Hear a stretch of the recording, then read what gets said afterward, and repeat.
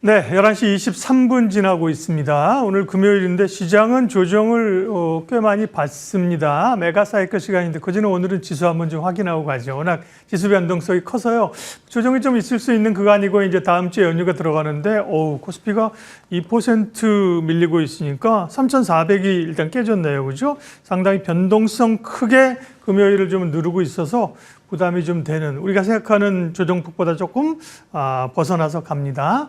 다만 그렇다고 해서 우리가 기존의 추세를 바꿀 수 있을 만한 변화는 아니다. 그런 것도 생각하고 계시면 될 것 같고요. 금요일은 저희가 시장의 트렌드들을 살펴보고 그에 따른 전략들, 종목 이야기하는 메가사이클 시간입니다. 빅마스터 연구소 박용호 대표님 오셨습니다. 어서 오십시오. 네, 안녕하세요. 오늘 박 대표님과 이야기 나눌 주제 첫 번째 보여주십시오. 우리는 어쨌든 수출이 중요하고요. 매월 박용호 대표님이 또 루틴하게 짚어주시는 게 수출 동향이잖아요. 9월 수출 호조. 9월이 지금 다 안 끝났으니까 한 20일 데이터 나온 겁니까? 수출이 좋게 나왔나요? 네, 뭐 9월 최종 수출 데이터는 아직 안 나왔습니다. 예. 근데 관세청에서 매번 발표하는 게 1일부터 10일, 1일부터 20일, 1일부터 30일 데이터를 발표하거든요. 근데 1일부터 10일 데이터는 크게 영향을 안 주는데 1일부터 20일 데이터는 다음 달, 그러니까 해당 월에 수출에 상당히 그 영향을 준다 이렇게 보시면 좋을 것 같아요. 네. 먼저 그 7, 8월에 수출 동향을 한번 살펴보겠습니다. 8월 달에 수출은 좀 감소를 했었습니다. 전반적으로 보면은 빨간색이 있는 것들이 7월 대비 그 수출이 증가한 품목인데 선박류하고요. 그다음에 휴대폰 그리고 반도체. 뭐 디스플레이 이 정도 이외에는 사실 거의 그 감소를 했었기 때문에 8월 달 수출이 7월 대비 감소를 했었거든요. 그런데 9월 수출은 좀 다를 것 같습니다. 일단 뭐 저 완벽한 자료가 나오지 않았으니까 한번 살펴보겠지만 일단은 잠정치하고 추정치의 결과치를 예상치를 한번 살펴보겠습니다.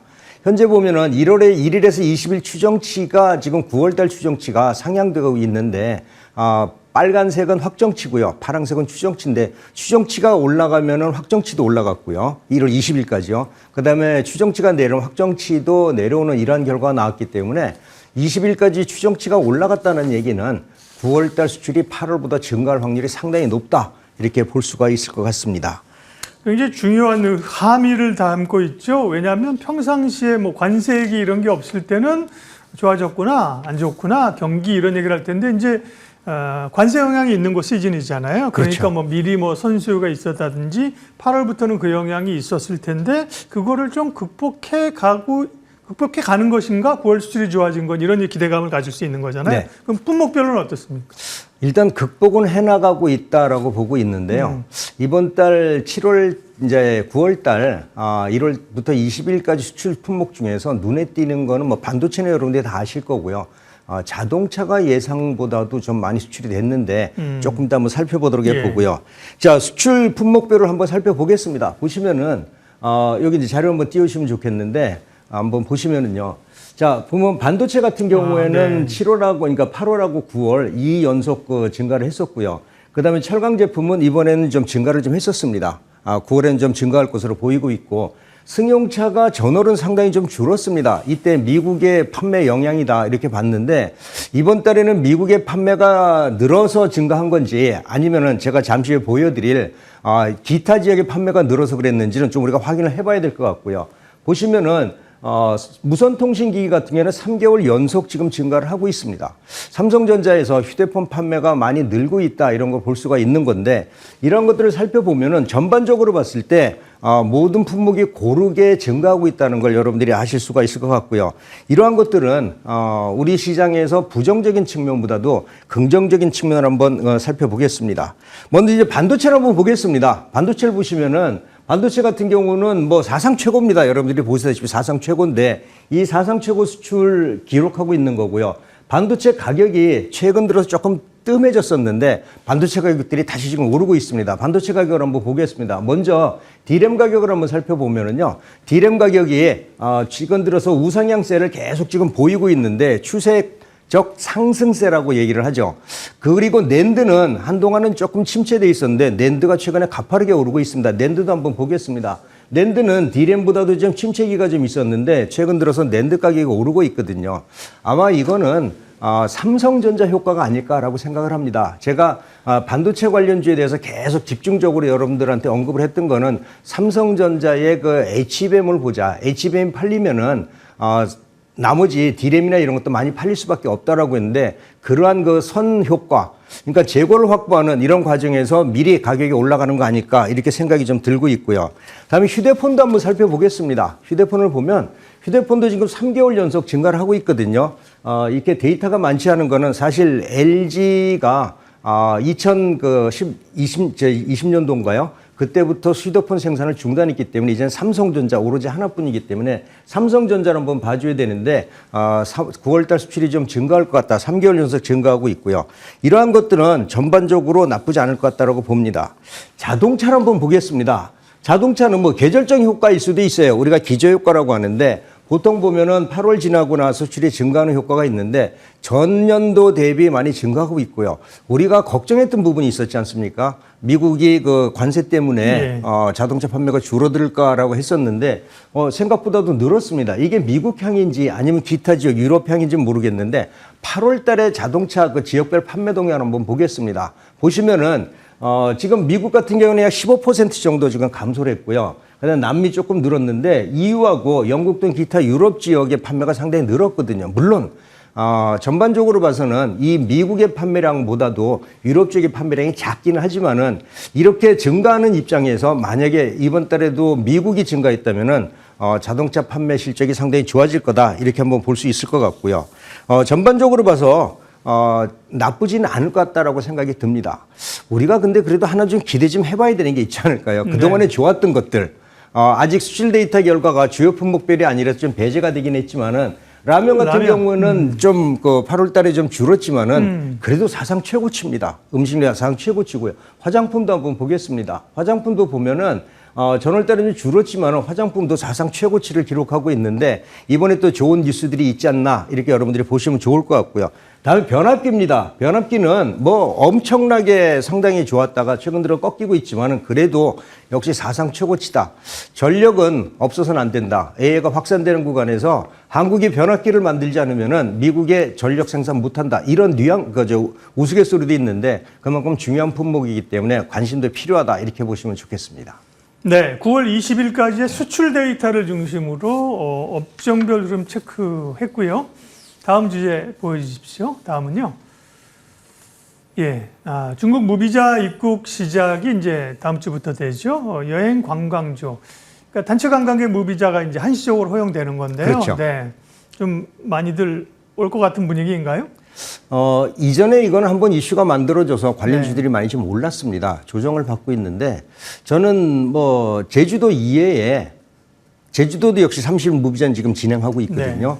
이외에 전국을 대상으로 여행지역이 확산됐다는 거는 최소한 2주 동안은 마음 놓고 3인 이상이 다닐 수 있다라는 건데 여기에다가 하나가 더 있습니다. 뭐냐면 캐대언입니다. K-팝 그 데모노터스인데 이 캐대언이 사상 초유의 실적과 그다음에 인기를 누리면서 한국을 모티브로 한 이 그 영화가 전 세계적으로 관심을 많이 가지고 있죠. 그래서 지금 최근에 외국인 여행객들이 굉장히 많이 증가했다고 합니다.